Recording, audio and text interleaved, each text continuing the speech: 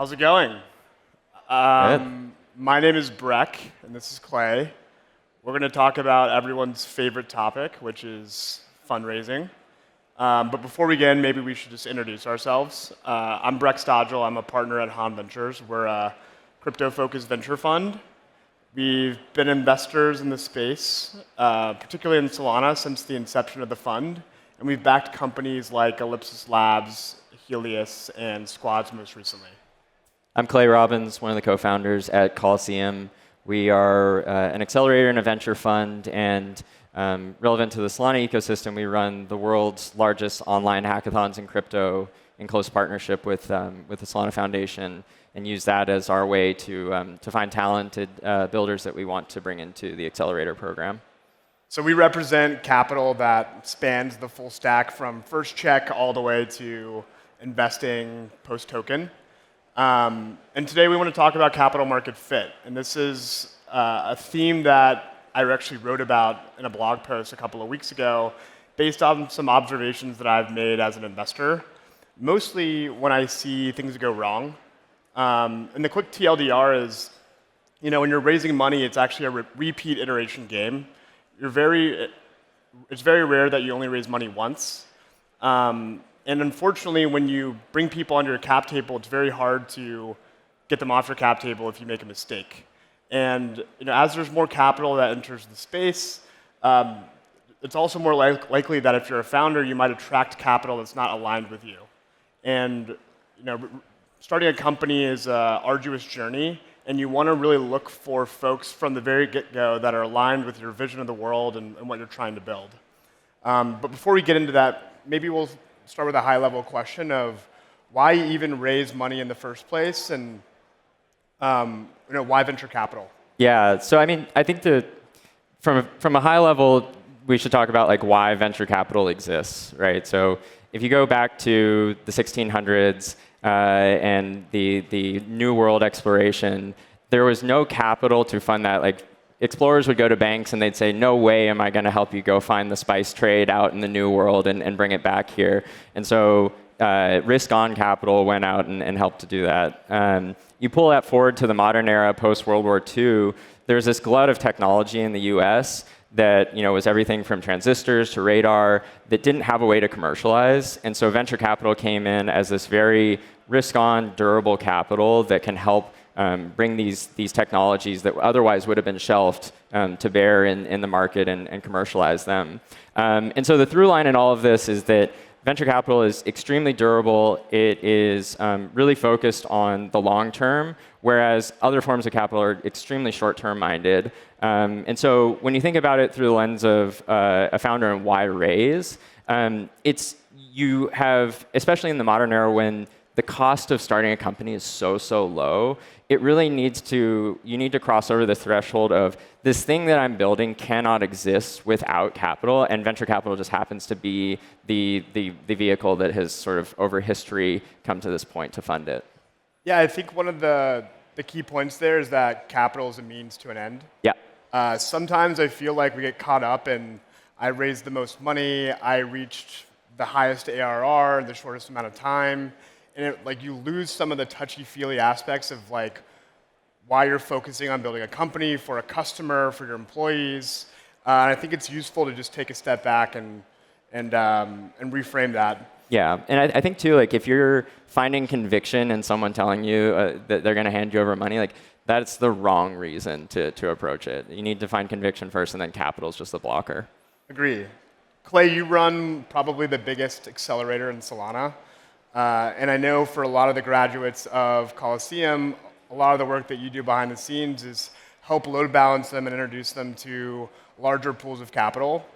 There's a lot of pools that you can at some point fundraise from. Can you walk me through maybe what that process looks like and the mental models that you share with your founders? Yeah, I think the great thing about crypto in particular is that prior to even going down the route of venture capital, you have all of these different options at your disposal. There is, the hackathon track, which obviously we're a big fan of, where you can go and sort of start to prove the initial breadcrumbs of a product roadmap.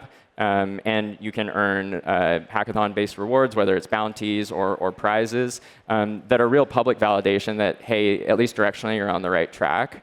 But then as you get into more dilutive capital, it starts with things like angel investors and advisors, where the thing that we coach people around that specific pool is don't seek sort of the headline and the name that is most exciting. Find people that you can give a very specific job to that's going to change the trajectory of the company, and pick and choose and build that angel or advisor set in that way. And then where we come in is you've built for 6 weeks in a hackathon. You have sort of started to prove, at least publicly, this initial product hypothesis. And we give you a bit more dilutive money to go and start to figure out what are the experiments that you need to run in order to go prove that product hypothesis and sprint towards that. And once you get through our accelerator program and through the demo day, there's this massive universe of seed capital where it really starts to become about alignment with the different types of investor sets. And I think the most important things there are they thematically aligned with what you're building? Make sure they're not just a tourist on the particular theme of the moment.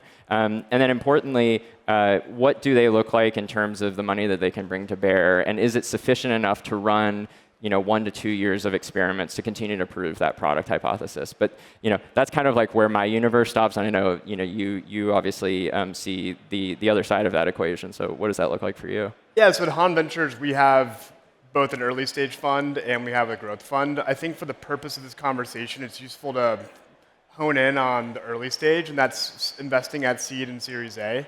And typically at the seed, we're looking for a founder that understands a market really, really well that we also find interesting. I like to say we're looking and we're scouting location, but we're not yet investing in the real estate because the real estate probably hasn't been built yet. Yep. At Series A, though, it's different. At Series A, you want to see a product that's working. You want to start to see some inflection point happening and some potential that this market could be very big. Mm-hmm. Where capital market fit comes to play with us is, I guess, over 3 scenarios. One is when you meet a great company, but you look underneath the hood and you see the cap table and you're like, oh crap, I'm not really sure if there's a way that we can make this work. It's like going to a restaurant and loving the food and then seeing there's a D for the health inspection. The other times are when we actually do invest. The first thing that we typically do is we'll say, let's reserve maybe 10% of the round to find other folks that are great to have involved. And that might be going and finding a corporate partner or strategic partner that is aligned with the interests of the trajectory of the company. It might be finding angel investors, to your point, that are good to have around the table. Maybe you want to have some access to other founders that can support you when some founder issue happens and an investor is actually not the right person for you to talk to, a good, healthy third party. The last piece is when ultimately a company decides to go on for follow-on capital and they need help understanding what this investor is like, right? They've got some term sheets and they're trying to figure out, is this the right partner for me? This person's offering me a higher term sheet, but maybe they've invested in a competitor, and so we'll work with them to actually find that fit for the next round of capital. That makes sense. And so what do the hallmarks of capital market fit look like to you? You've talked specifically about Han, but more broadly, when does it look like it's working, or what does that feel like in terms of your perspective? I think fit is fairly constrained to the relationship between the investor and the founders. Yep. And it is, I think there's 3 prongs to the stool, or 3 legs to the stool. There is alignment and duration. How long is it going to take for this investment to come to maturity? Oftentimes, you'll find a lack of fit when the expectations of the investor on the return of capital is more compressed than the expectations of the founder, or how long the market is going to take to actually mature. I think the second one is in alignment and conviction. Does the investor actually care about this market? Have they been thinking about this market? Do they have a point of view in this market that aligns with the point of view of the founder? When that's not true, it can lead to problems down the road. If your first the first attempt at finding product market fit doesn't work and you have to pivot 30 degrees to the right, is the investor going to be down for that? And are they going to agree with the wiggle room that you need to have as a founder? And the last one is exposure. For every fund, we have to do the fiduciary responsibility to our investors. We have to return capital.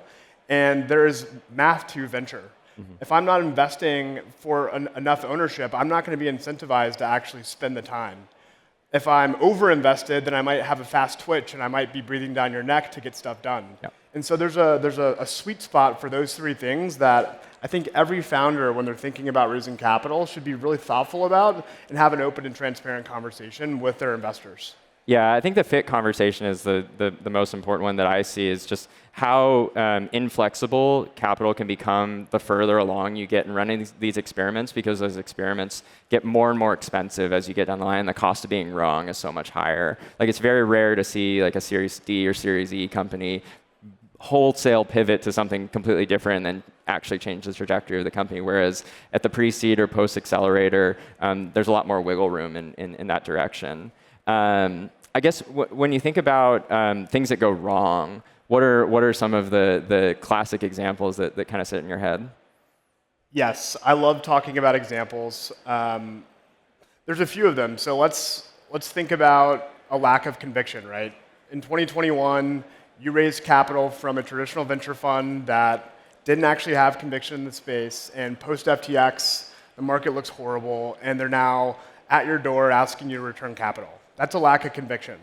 And starting a company and trying to navigate a tough macro environment is hard enough. When you have an investor who's asking you to return capital, it makes your job way harder.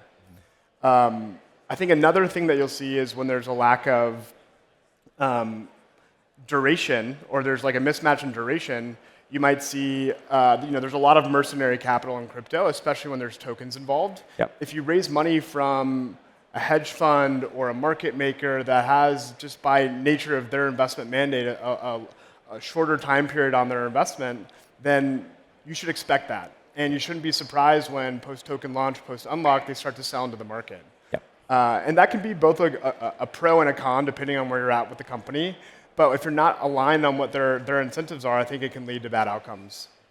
And another one is on exposure.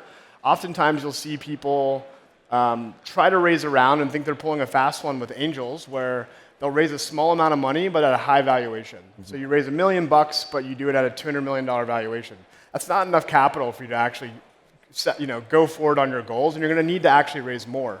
And so coming to an investor with institutional capital and saying, I just raised $1 million at 200 valuation, is not going to set yourself up for success if the company is actually not at that stage of maturity. Yeah, I mean, I think, I know we're coming up on the close here, but for us, the thing that we see the most in repeat founders, and one of the key lessons that they always take away, and I think you put this in our discussion last night perfectly, which is treating your cap table as your first product, right? Great. And most of the first-time or second-time founders that we see who have been through the experience of over-raising and, hey, it doesn't work out, that amount of capital doesn't actually help to de-risk the company. In fact, it introduces more risk because you have a higher watermark to clear, versus when you work with us or work with any earlier stage capital, proving more on less dollars is always the right approach to take. Completely agree. Cool. Biggest recommendation is treat your cap table like your product. Test your investors, interview them, make sure that they have conviction in you and in the market. And if you feel yellow flags, take them head on. Ask transparent questions, and make sure you feel really good about the people that you're bringing along for the ride. Yep. Well, great. Thank you. Thanks, guys.